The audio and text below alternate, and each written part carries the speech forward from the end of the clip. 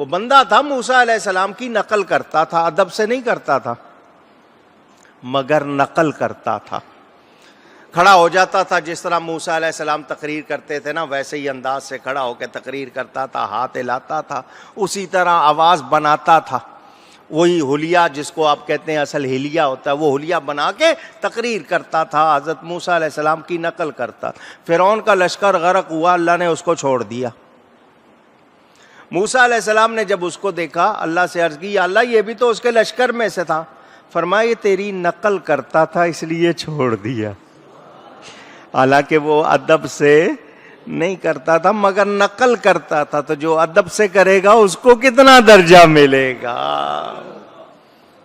کبھی سوچا، غور کیا؟ تو یاد رکھو ایمان سب سے اہم نعمت ہے.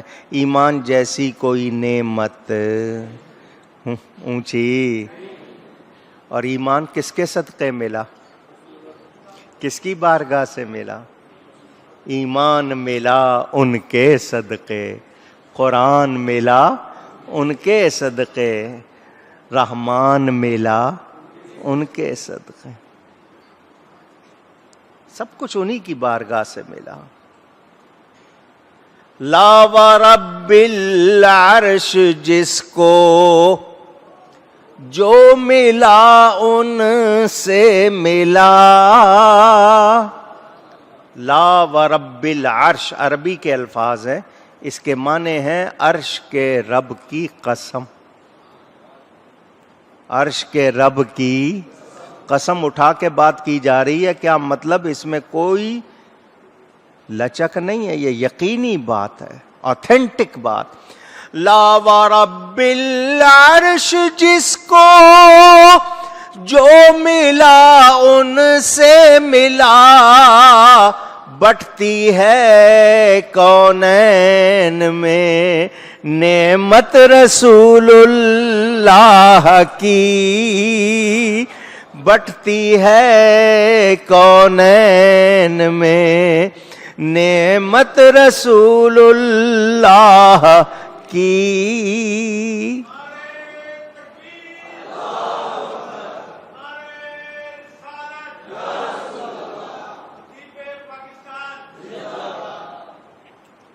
سمجھ آ رہی ہے بات؟ تو وعدہ کن سے ہے؟ ایمان والوں سے، تقوی والوں سے.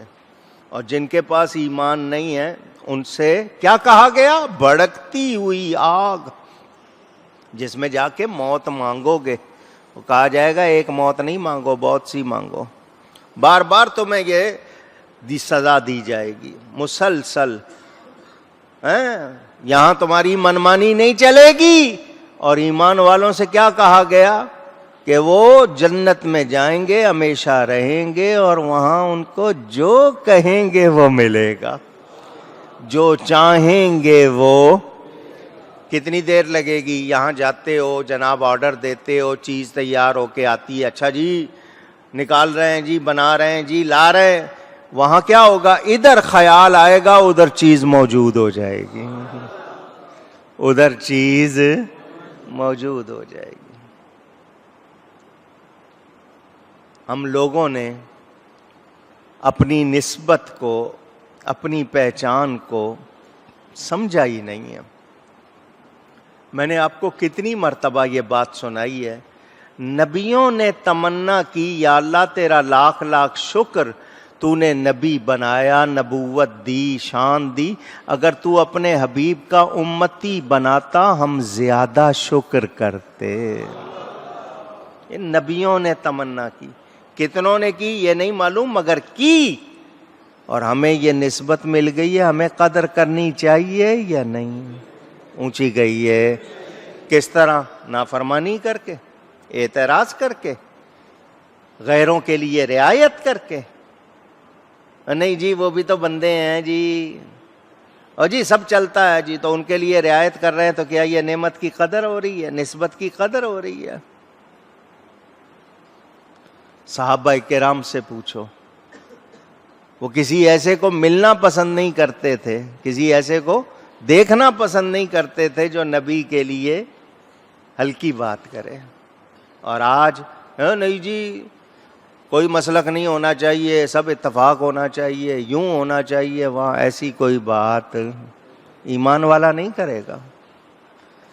یہ جن کے اندر پلپلا معاملہ ہے وہی کرتے ہیں۔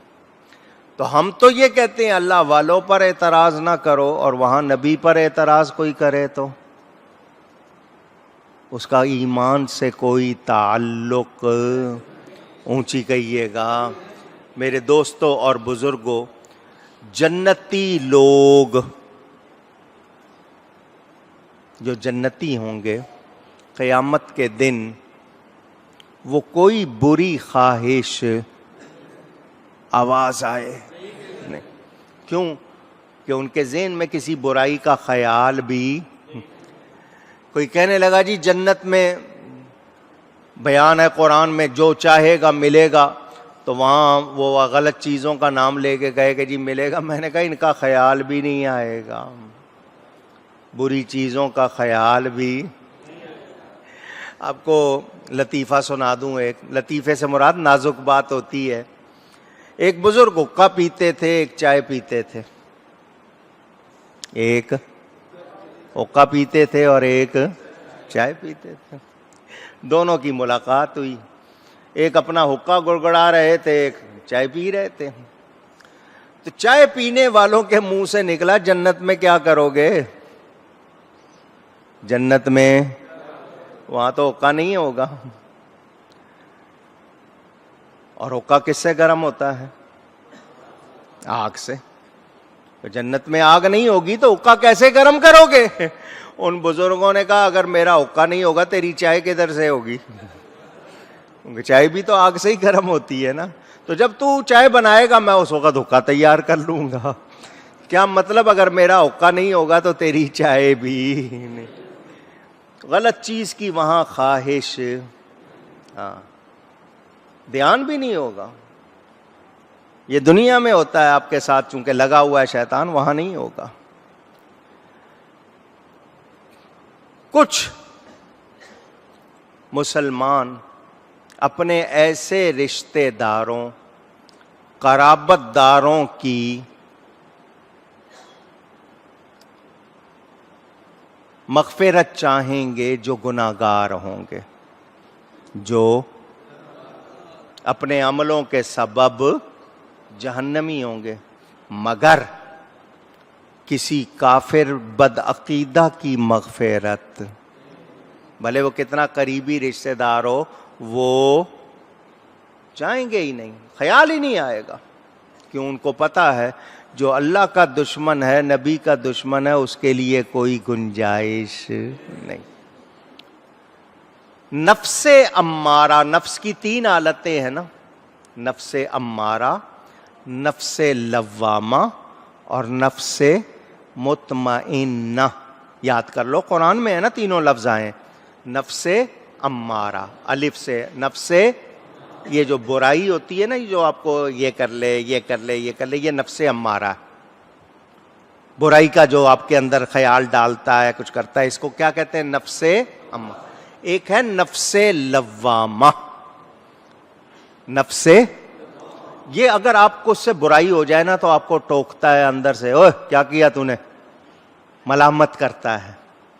جب برائی ہو جائے تو آپ کو اندر سے کھٹک ہوتی ہے، یہ کیا ہے؟ نفس لوامہ۔ اور نفس مطمئنہ، وہ جو اللہ پر راضی ہے، جو اللہ پر کسی تکلیف میں شکایت بھی نہیں کرتا۔ یہ تین حالت۔ تو یہ جو نفس امارہ ہے، یہ جو برائی سکھاتا ہے، یہ وہاں ہوگا ہی نہیں۔ جنتی کے پاس یہ، جنتی کے پاس وہاں یہ، اس لیے اس کی ہر بات مانی جائے گی، اس کی تو آپ کی ہر بات مانی جائے تو کیا خوشی کی بات ہے یا نہیں ہے؟ پوچھ رہا ہوں، آپ کی یہاں ہر بات مانی جاتی ہے؟ بیوی نہیں مانتی ہوگی، بچے نہیں مانتے ہوں گے، رشتہ دار نہیں مانتے ہوں۔ وہ کسی نے شادی شدہ شخص سے پوچھ لیا تھا نا کہ تو شادی سے پہلے کیا کرتا تھا؟ اس نے کہا جو جی کرتا تھا۔ شادی سے پہلے تو کیا کرتا تھا؟ اس نے کہا جو میرا جی کرتا تھا میں وہ کرتا تھا، اب میں وہ کر سکتا. بیگم آ گئی، اب بیگم کی جی پہ چلنا پڑتا ہے. وہ اور بات ہے کہ آپ زن مرید بن جائیں، وہ آپ کا مسئلہ ہے، میرا نہیں ہے. مرد نہ رہیں وہ آپ کا مسئلہ ہے. لیکن یہ کہ اس نے کہا میں شادی سے پہلے وہ کرتا تھا جو میرا جی کرتا تھا، اب نہیں کرتا. اب آپ ٹریفک کی پابندی، فلانے قانون کی پابندی، بچوں کی پابندی، موسم کی پابندی، یہ پابندی وہ پابندی. لیکن جنت میں جو آپ کا جی چاہے گا وہ آپ کریں گے، اور وہاں کسی غلط بات کو جی نہیں چاہے گا. نفس امارہ کی وجہ سے یہاں ہم بری خواہشیں بھی کر لیتے ہیں، وہاں نفس امارہ جنتی کا ہوگا ہی نہیں. وہ نفس مطمئنہ بن چکا ہوگا تو وہاں اس کے لیے کوئی ایسی بات نہیں. جنتی کی ہر خواہش پوری ہوگی. میرے دوستوں اور بزرگوں، جنت مانگنے کے لائق کون ہے؟ ہم سب جنت میں جانا چاہتے ہیں یا نہیں؟ تو جنت مانگنے کے لائق کون ہے؟ صحابہ آ رہے ہیں حضور سے جنت مانگ رہے ہیں، ہم سب دعا کر رہے ہیں. ابن ماجہ میں حدیث پاک موجود، اگر آپ نے نہیں سنی ہے تو سن لیں، ورنہ کئی مرتبہ سنائی ہوئی ہے. مومن کہتا ہے یا اللہ مجھے جنت میں داخل کر، مجھے جنت میں. دعا ہے اللہم ادخلنا الجنہ، اے اللہ ہمیں جنت میں داخل کر. رمضان میں تسبیح تراویح میں آپ پڑھتے ہیں اللہم اجرنا من النار، اے اللہ مجھے آگ سے پناہ میں رکھ، اپنی پناہ میں رکھ، آگ سے بچا. اب یہ سنیں ذرا دھیان سے سن لیں، اگر یہ حدیث نہیں سنی ہوئی ہے، ابن ماجہ میں موجود ہے.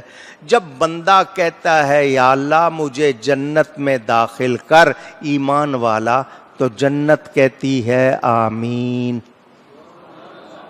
جنت کیا کہتی ہے؟ اونچی.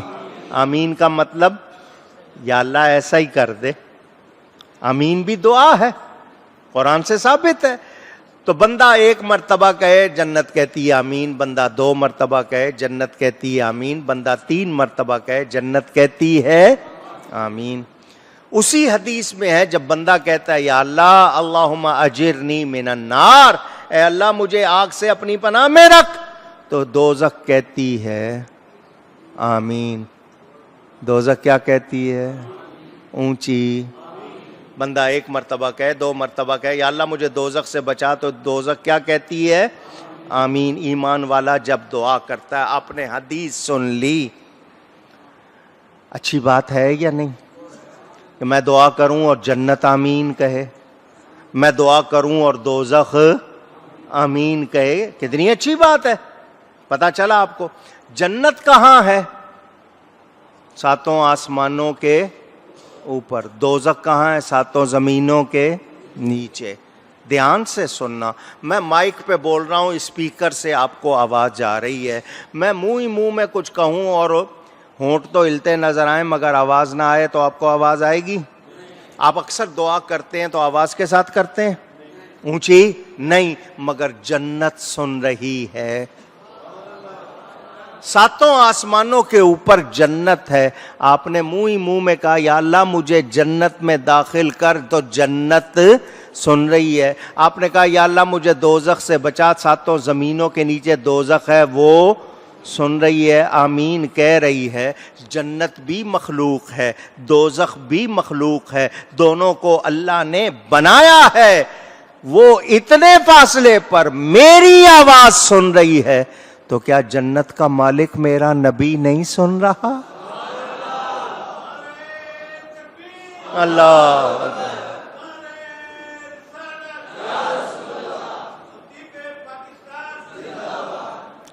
کتنی بات سمجھنے کی ہے. تو ہم جنت کو مانگتے ہیں. حضور صلی اللہ علیہ وسلم فرماتے تھے جنت الفردوس مانگا کرو. جنت الفردوس اونچی. شوق دکھاؤ، مانگا کرو. خود حضور سکھا رہے ہیں یہ جنت کا اعلیٰ درجہ ہے، مانگا کرو. تو حضور نے کن کو کہا؟ کن کو کہا؟ ایمان والوں کو. پتا چلا جنت کس کو مانگنی چاہیے؟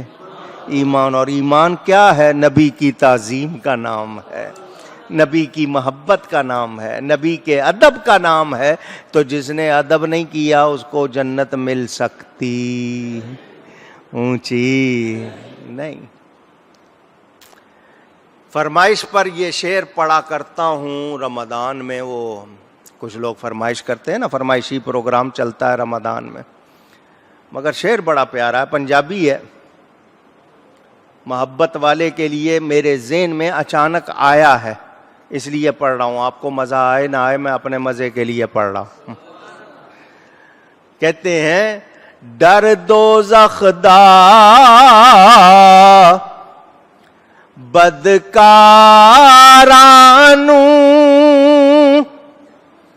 چا جنت نیکو کارانو.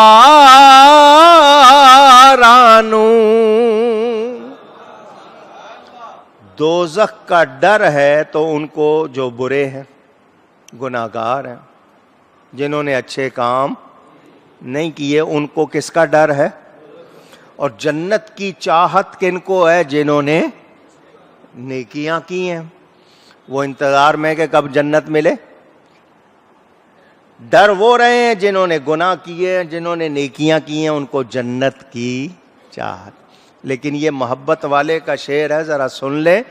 ڈر دوزخ دا بدکارانو چا جنت نیکو کارانو پر جیڑا قیدی تیریاں زلفاں دا. او محبوبہ جیڑا قیدی تیریاں زلفاں دا، او جیڑا قیدی تیریاں زلفاں دا، او جنت دوزخ کی جانے. اللہ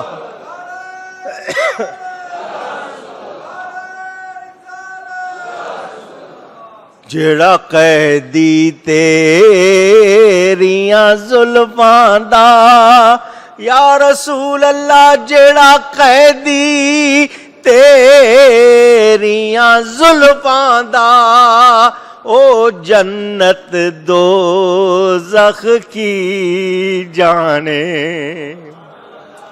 یہ محبت والوں کا مقام. حضور سے محبت ہو جائے تو جنت ملی ہی ملی نا.